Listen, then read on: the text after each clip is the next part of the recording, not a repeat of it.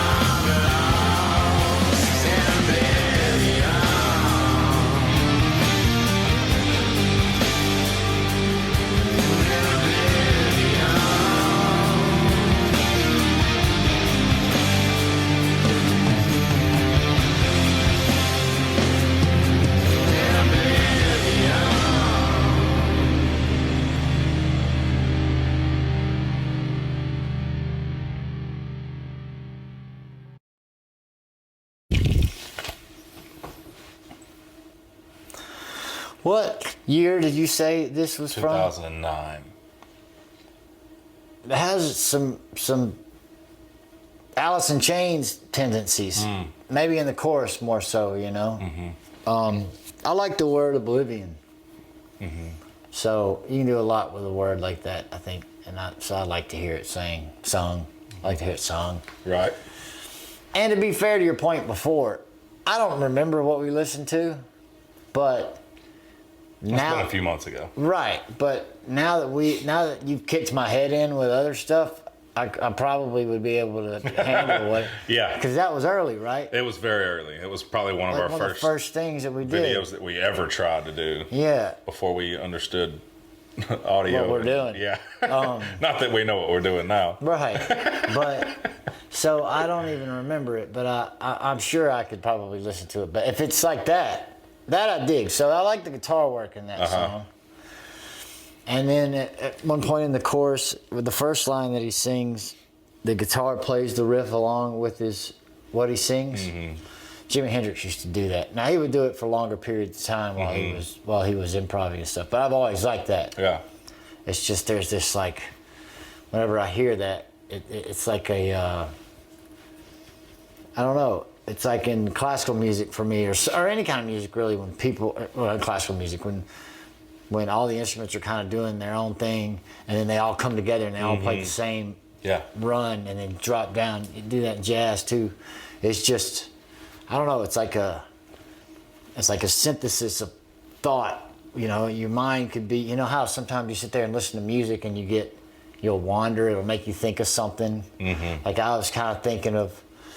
I heard just a little bit of Alice in Chains or Staley kind of singing for a second in my head. Right, yeah. And then I have these images of jar flies, and then it goes back to what was I doing at that time? You know, you start getting and then did I just hear something back there? And but then you hear this, everything comes together for a second. And it kind of brings you back to, at least for me, it's always it's like a restatement of purpose of what's going on in the universe comes back to your ears for a second. Yeah. And they do that a lot with their riffs. The guitar solo section's really cool. I thought I like those. I like music that kind of stops or it goes to a chill moment, and then there's like a different section for the guitar to do what it's doing. It doesn't just start to play over what they've been doing. You know what I mean? Yeah. I dig that. Okay. And I like harmonies. I like harmonies. And the singer was using harmonies a good bit. I really dig that. Sometimes I like it when you hear melodies, whether it be a harmony or a guitar playing on the vocal or something, and you can't tell what it is. You just hear the melody and you don't know if it's a harmony or if it's the guitar or if it's the bass doing it. I like that stuff. I like it when music melds together into one thing and then kind of breaks apart again. Yeah. Cool. Mastodon is heavy riffs. They're tuned in C. Okay. I mean, they could be playing 16-string guitars. I don't know, or whatever the kids are doing these days. Whatever they're doing these days. But yeah, that low, like thing at the beginning is cool. I mean, didn't it sound sort of like to you in the beginning? Sort of had like it sounded like a Seattle feel to me. It's got a grunge. Garden-y. Yeah, he has in this song he has a Lane Staley sound to his voice for sure. Yeah, but I mean, even the guitars in the beginning, just that, you know, they would do that a lot of times. The old grunge bands would kind of do just something like that on guitar. What was the name of that band that was? They played heavier music with like lower tuned acoustic guitars. Oh, there's no way I remember. I'll remember it at some other point. But something days. Something, oh man, I'll get it. Sorry, I don't want to be sitting here figuring something out on camera. Yeah. But anyway, you know, they kind of come in first with just playing a little riff on the guitar or whatever it is and introduce the song, and then they come in. Had a 90s feel to me. Okay. Mastodon. All right, then. From Atlanta. ATL. Dirty. The dirty. Hot Lana. Thanks for watching, everybody.